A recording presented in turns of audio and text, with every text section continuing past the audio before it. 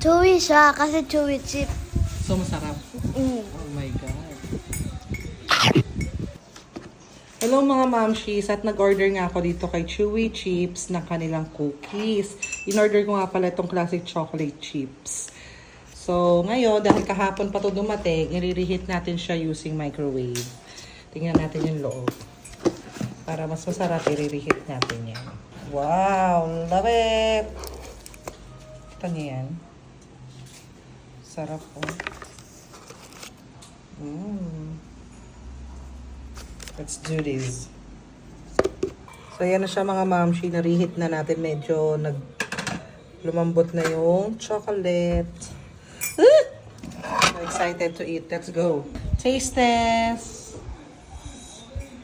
Taste test. Oh no. So good. So good.